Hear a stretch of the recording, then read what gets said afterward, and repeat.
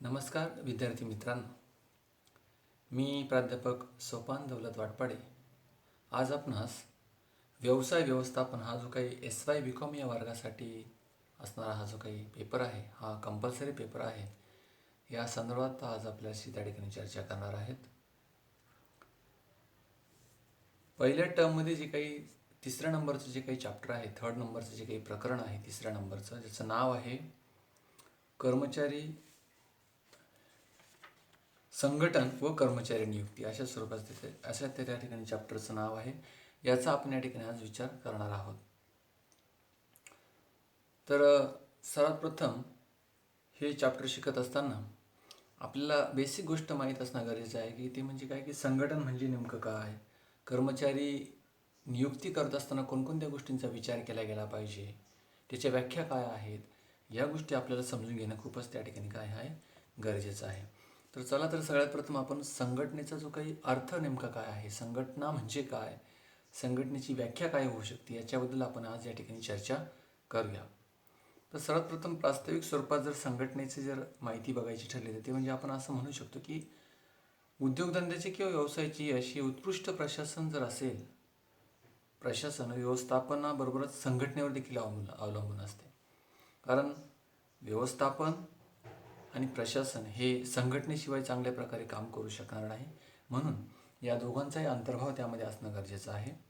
उद्योगात किंवा व्यवसायात कच्चा माल, यंत्रसामग्री, मनुष्यबळ इत्यादी साधने मुबलक प्रमाणात असली तरी या सर्व साधनांच्या प्रभावी संघटनेवरच उद्योगाचे यश अवलंबून असते.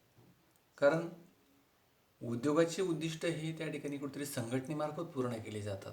कारण संघटना जितके ॲक्टिवली आणि सक्रिय पद्धतीने जर काम करत असेल, एकमेकांमध्ये चांगल्या प्रकारचा समन्वय जर निर्माण प्रस्थापित होत असेल, तर मला वाटतं त्या उद्योगाला विकासापासून कोणी त्या ठिकाणी रोखू शकणार नाही. म्हणून संघटनेमध्ये एक प्रकारचं योग्य समन्वय असणं हे खूपच महत्त्वाचं आहे. म्हणूनच काय की हेनरी फ्योल यांनी असं सांगितलं की उद्योगामध्ये साधनसामग्रीची संघटना व मानवी संघटना मजबूत असल्याशिवाय उद्योगाची पूर्वनिर्धारित जी काही उद्दिष्ट आहे, जी काही ठरवलेली, ती त्या ठिकाणी पूर्ण करता येणार नाही, असं त्यांनी त्या ठिकाणी सांगितलेलं आहे.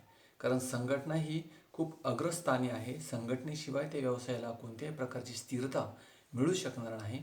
म्हणून संघटनेवर त्या ठिकाणी त्या उद्योगाचा विकास हा अवलंबून असतो. म्हणजेच काय की थोडक्यात उद्योगाची जी काही नीती आहे, जे काही धोरण आहे, ज्याला आपण इथिकल पॉलिसी किंवा जे काही नैतिक मूल्य जे आपण म्हणतो, व्यवसायासाठी कोणकोणत्या प्रकारची किंवा त्या कंपनीसाठी किंवा त्या संघटनेसाठी काय गरजेचे असते ते त्या ठिकाणी दिलेले असतात. आणि हे सर्व ठरविल्यानंतर व्यवस्थापन त्याची अंमलबजावणी करते व प्रशासनाने ठरवून दिलेल्या धोरणांची अंमलबजावणी योग्य पद्धतीने व्हावी, यासाठी साधनसामग्री व श्रमिकांची योग्य पद्धतीने जमवाजमव करून त्यांच्याकडून पूर्वनिर्धारित उद्दिष्टे पूर्ण करण्याचे काम ही संघटना करत असते.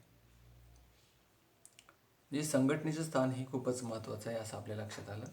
आणि औद्योगिक क्रांतीनंतर जर बघितलं तर विशेषतः जागतिकीकरणानंतर श्रमविभागणी असेल, वैशिष्ट्यीकरण असेल, शास्त्रीय व्यवस्थापन इत्यादी तत्त्वांचा उपयोग करण्यात येत असल्यामुळे संघटनेला खूपच विशेष महत्त्व प्राप्त झालं आहे, असं आपण या ठिकाणी म्हणू शकतो किंवा सांगू शकतो. अशा प्रकारे हे आपण संघटनेचा जो काही अर्थ आहे तो आपण या ठिकाणी बघितला. का संघटना म्हणजे एक प्रकारचं विशिष्ट ग्रुप त्या ठिकाणी कुठेतरी कार्य करत असतो आणि या सर्व जो काही गटाचे कार्य हे समन्वयाने आणि योग्य पद्धतीने होणं हे खूपच गरजेचं असतं. म्हणून एक योग्य दिशा ही व्यवस्थापनाला आणि प्रशासनाला असल्याशिवाय संघटना त्या ठिकाणी कार्य करू शकणार नाही. आता आपण संघटनेची नेमकी व्याख्या काय आहे त्याबद्दल आपण या ठिकाणी चर्चा करूया. अनेक प्रकारच्या तज्ज्ञांनी व्यवस्थापन तज्ज्ञांनी व्याख्या दिलेल्या आहेत. त्यामध्ये पहिले जे आहे ते म्हणजे उर्विक यांनी संघटनेची अशी व्याख्या केलेली आहे, ती म्हणजे अशी की नियोजित कार्यासाठी आवश्यक क्रिया निश्चित करून तिची विभिन्न गटात किंवा समूहात रचना करणे व ती प्रमुख व्यक्तीकडे सोपविणे म्हणजे संघटना होय. खूपच महत्त्वाचा उल्लेख या व्याख्यामध्ये केलेला आहे. काय नियोजित कार्यासाठी काहीतरी आवश्यक क्रिया, काहीतरी आवश्यक गोष्ट क्रिया निश्चित करायची आहे आणि ते विविध प्रकारच्या जे काही गट आहेत, विभिन्न जे काही गट आहे त्या समूहाला ती त्याची रचना करणे आणि त्या प्रमुख व्यक्तींकडे ती सोपवणं. कारण एका व्यक्तीला काम करता येणार नाही म्हणून काय विभिन्न प्रकारच्या गटांकडे ते कार्य सोपवून त्यांच्याकडून काम करून घेणं हे संघटनेमध्ये खूपच महत्त्वाचं आहे, असं आपल्याला या व्याख्येवरून कळालं. ही व्याख्या जर इंग्लिशमध्ये जर सांगायची ठरली तर ती अशी असेल: organisations may be defined as determining what activities are necessary to any purpose or plan, arranging them as group which may assign to individual. अशा प्रकारे ही इंग्लिशमध्ये व्याख्या ठरेल. पुढचे जे काही व्यवस्थापन तज्ज्ञ आहेत त्यांनी व्याख्या केलेली आहे ते म्हणजे मॅकफरलँड यांनी पुढील प्रमाणे व्याख्या केलेली आहेत: निश्चित किंवा विशिष्ट व्यक्ती समूहाद्वारे निश्चित उद्दिष्टे साध्य करण्यासाठी करण्यात येणाऱ्या कार्यांना संघटना असे म्हणतात. खूपच साधी आणि सरळ व्याख्या या ठिकाणी मॅकफरलँड यांनी केलेली आहे. त्यांचं असं म्हणणं आहे की निश्चित म्हणजे काहीतरी निश्चित गोष्टी ठरवलेल्या आहे आणि त्या व्यक्ती समूहाद्वारे त्या निश्चित उद्दिष्टे साध्य करण्याकरता येणाऱ्या कार्यांना संघटना असे म्हणतात. कारण ती निश्चित गोष्टी ज्या काही ठरवलेल्या आहे, पूर्वनिर्धारित ज्या काही गोष्टी आहे त्या गटांकडून त्या करून घेणं म्हणजे मला वाटतं संघटना आहे असं म्हणता येईल. आणि व्याख्या इंग्लिशमध्ये त्यांनी अशी म्हटलेली आहे की an identifiable group of people contributing their efforts towards attainment of goal is called organisation. या गोष्टींचा उल्लेख या व्याख्येमध्ये त्या ठिकाणी केलेला आहे. म्हणजे ह्या अनेक प्रकारच्या तज्ज्ञांनी या व्याख्या दिलेल्या आहेत, परंतु ह्या आपण जे काही स्पेसिफिक ज्या काही सिम्पल डेफिनेशन ज्या काही 2 आहेत त्या आपण या ठिकाणी बघितल्या. आता एकंदरीत आपण संघटनेची व्याख्या बघितली, संघटनेचं प्रास्ताविक बघितलं, अर्थ बघितला. आता संघटनेची नेमकी प्रोसेस किंवा ज्याला आपण म्हणतो की रचना निर्माण करण्याची प्रक्रिया नेमकी कशी आहे त्याबद्दल आपण थोडी त्या ठिकाणी चर्चा करूया. कारण रचना म्हणजे काय प्रकारचं स्ट्रक्चर काय आहे, संघटनेचं स्ट्रक्चर कशा प्रकारे केलं जातं, त्याला आपण इंग्लिशमध्ये process of creating the organisation structure नेमकं कसं असतं ते बघूया. यामध्ये काय की संघटनेची रचना हा अत्यंत महत्त्वाचा पण तितकाच गुंतागुंतीचा प्रश्न असतो. कारण व्यक्तींकडून काम करून घेणं आणि व्यक्तींना त्या ठिकाणी कुठेतरी अधिकारांचं आणि जबाबदारींचं वाटप करणं हे मला वाटतं व्यवस्थापनापुढील खूप महत्त्वाचा आणि गहन प्रश्न असतो. म्हणून काय की संघटनेची रचना कशी असावी याबद्दल अनेक मार्गदर्शक तत्त्व उपलब्ध आहेत, परंतु आत्तापर्यंत निश्चित असा आराखडा कोणीही त्या ठिकाणी सुचवलेला नाही आहे. कारण ती न सुटणारी किंवा एक स्टॅटिक गोष्ट नसल्यामुळे मॅनेजमेंट ही एक प्रकारची स्टॅटिक गोष्ट नाही आहे, कारण त्यामध्ये अनेक प्रकारचे बदल होत चालतात. त्यामुळे ते बदलाला कुठेतरी त्या ठिकाणी सामोरं जावं लागते. अनेक प्रकारचे चॅलेंजेस किंवा एक प्रकारचे आव्हानं हे व्यवस्थापनामध्ये आणि पर्यायाने प्रशासनासमोर त्या ठिकाणी असतात. त्यामुळे व्यवसायाच्या गरजा लक्षात घेऊन संघटनेचा आराखडा तयार करावा लागतो आणि व्यवसायाची इमारत संघटनेवरच आधारित असते. आणि एखादा वास्तू शिल्पकार प्रथम इमारतीचा आराखडा तयार करतो, त्यानंतर तो इमारत बांधतो. म्हणजे काय की संघटना देखील उभी करायची असेल तर सर्वात प्रथम आपल्याला कशा स्वरूपाची ती उभी करावी लागेल, किती लोकांची त्या ठिकाणी गरज आहे, कोणकोणत्या प्रकारचे टेक्निकल स्किल किंवा कोणते स्किल किंवा कोणता अनुभव त्या व्यक्तींकडे असला पाहिजे याची त्या ठिकाणी आपल्याला कुठेतरी अगोदरच चाचपणी केली गेली पाहिजे. कारण संघटना उभी करत असताना अनेक प्रकारच्या अडचणी येतात. कारण संघटनेमधील जर लोक पॉवरफुल किंवा त्या ठिकाणी कुठेतरी काम करण्यासाठी सक्षम असेल तरच ती त्या ठिकाणी व्यवसाय संस्थेची उद्दिष्ट ही निर्धारित उद्दिष्ट पूर्ण होऊ शकतात. म्हणून संघटना ही प्रभावी उभी राहण्यासाठी अगोदरच कोणकोणत्या प्रकारचे कर्मचाऱ्यांची किंवा कोणकोणत्या प्रकारच्या स्किलफुल कर्मचाऱ्यांची त्या ठिकाणी गरज आहे याचा विचार हे संघटनेमध्ये करणं गरजेचं आहे. कारण संघटनेचा आराखडा तयार करण्यासाठी कोणती विशिष्ट प्रक्रिया वापरली जाते हे तज्ज्ञ व्यवस्थापकालाही सांगणे कठीण असते. म्हणून आराखड्याचे बहुतांशी काम अंतर्प्रेरणेने झालेले असते. तज्ज्ञ व्यवस्थापकांना आपल्या प्रदीर्घ अनुभवाने व्यवसायातील कोणती कार्ये परस्परावलंबी आहेत, कोणत्या कार्यांचा परस्पर संबंध आहे व कोणती कार्ये वेगवेगळी करावी लागतात याचे ज्ञान हे त्या ठिकाणी त्यांना अनुभवाने आलेले असते. म्हणून ही संघटनेची पायाभरणी किंवा संघटनेची रचना ही त्या ठिकाणी प्रभावीपणे व्यवसायामध्ये त्या ठिकाणी राबवत असतात. तर रचनेमध्ये पहिला जर मुद्दा आपण बघितला तर तो म्हणजे क्रियांची ओळख आणि वर्गीकरण. क्रियांची ओळख व वर्गीकरण यामध्ये असं सांगू शकतो आपण की संघटनेची रचना करण्यापूर्वी व्यवसायाची उद्दिष्टे ठरविणे आवश्यक आहे. एकदा व्यवसाय किंवा उद्योगाची उद्दिष्टे ठरविल्यानंतर त्यानुसार संघटन रचना करणे सोपे जाते. संघटन रचना उद्दिष्टे साध्य करण्यासाठी केली जातात. त्यामुळे सर्वप्रथम उद्दिष्टांची पूर्तता करण्यासाठी आवश्यक असणाऱ्या क्रिया निश्चित केल्या गेल्या पाहिजेत. कारण जर क्रिया निश्चित केल्या गेल्या नसेल तर ती संघटना प्रभावीपणे कार्य करू शकणार नाही. म्हणून त्या क्रियांचं कुठेतरी निश्चितीकरण किंवा एक प्रकारचं स्पष्टता त्यामध्ये असणं हे मला वाटतं खूपच गरजेचं आहे. म्हणून काय की व्यवसाय किंवा संस्थेतील संपूर्ण कामकाज कोणतीही एक व्यक्ती पूर्ण करू शकणार नाही. कारण एका व्यक्तीच्या ज्ञानावरती कुठेतरी मर्यादा आहेत, बौद्धिक क्षमतेवरती कुठेतरी मर्यादा आहेत. म्हणून ते वेगवेगळ्या प्रकारच्या लोकांना ते जे काही फंक्शन्स आहे, जे काही कार्य आहे ते डिलिव्हर करून आपण त्यांच्याकडून काम करून घेणं हे मला वाटतं योग्य ठरेल. म्हणून त्याचे व्यवस्थित विभाजन करण्यात आले पाहिजे आणि क्रियांची ओळख वर्गीकरण केल्यामुळे व्यवस्थापकाला महत्त्वाच्या क्रियांवर लक्ष केंद्रित करता येते. त्यामुळे क्रियांची पुनरावृत्ती टाळून प्रयत्नांचा अपव्यय टाळता येतो. कारण तेच कार्य जर एका व्यक्तीला दिलं गेलं असेल किंवा एकच व्यक्ती जर सर्व कार्य बघत असेल तर मला वाटतं त्याच्याकडून चुका होणं हे साहजिक आहे.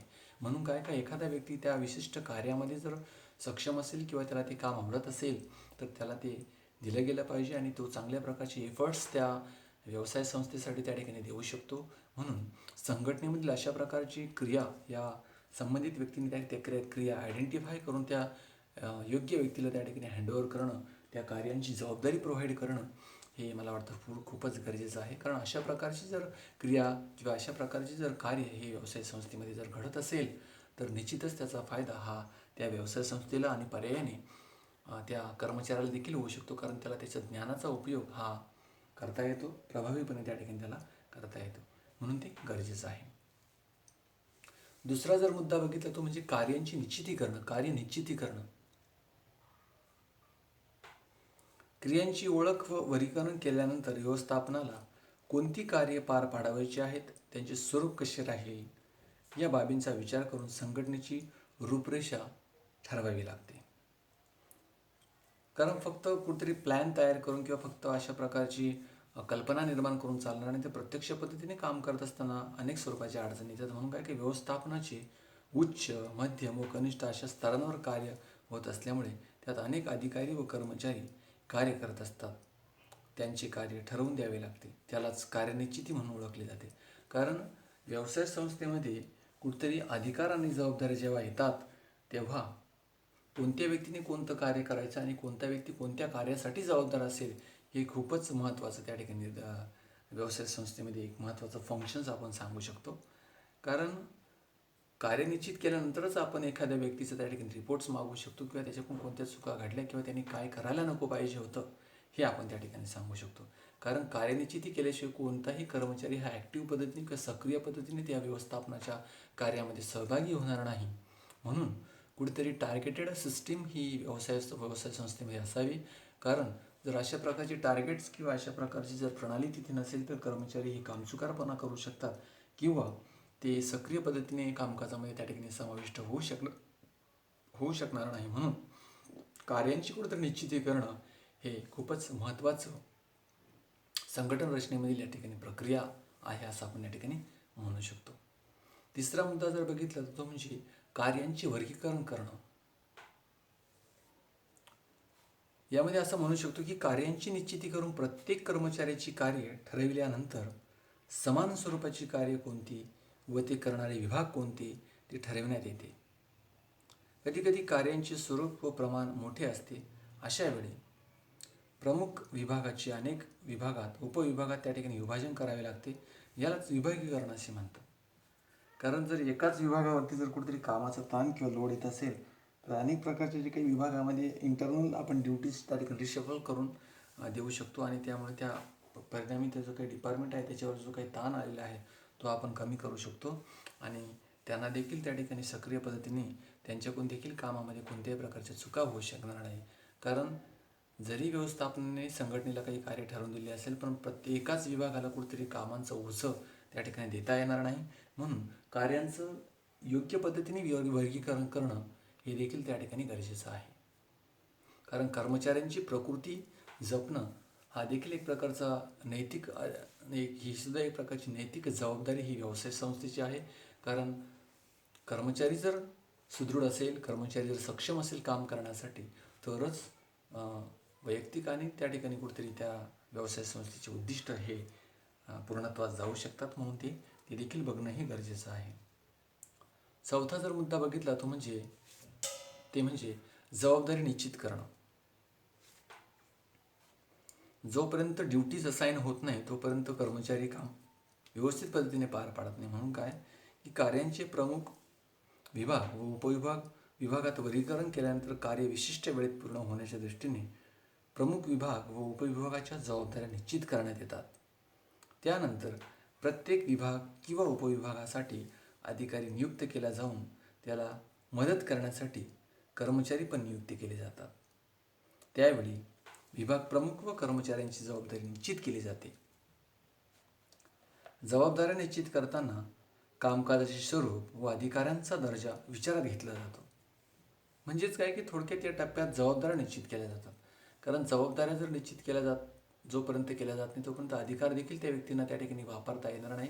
कारण अधिकार आणि जबाबदारी या दोन्ही गोष्टी एकाच नाण्याच्या दोन बाजू असल्यामुळे याचा देखील व्यवसाय संस्थेमध्ये प्रामुख्याने विचार होणं हे गरजेचं आहे. आणि शेवटचा जर मुद्दा बघितला आपण ह्या संघटना रचनेच्या निर्णय प्रक्रियेमधला निर्माण करण्याची जी काही प्रक्रिया आहे त्यामधला तो म्हणजे अधिकार प्रदान करणं. कारण फक्त जबाबदारी देऊन चालणार नाही, तर कुठेतरी अधिकार दिले तरच ती जबाबदारी कुठेतरी त्या व्यक्तींना किंवा त्या संबंधित घटकांना ती पूर्ण करता येणार आहे. म्हणून अधिकारांचं कुठेतरी प्रदान करणं हे देखील महत्त्वाचं संघटन रचनेमधील त्या ठिकाणी महत्त्वाची प्रक्रिया आहे. कारण संघटनेत व्यवस्थापक कर्मचारी यांच्यावर जबाबदारी सोपविण्यात आल्यानंतर त्यांना जबाबदाऱ्या पार पाडण्याच्या दृष्टीने अधिकार देणे आवश्यक आहे. हे अधिकार उच्च व्यवस्थापनाकडून मध्यम व्यवस्थापनाला व मध्यम व्यवस्थापनाकडून कनिष्ठ व्यवस्थापनाला दिले जातात. यालाच अधिकार प्रदान असे म्हणतात.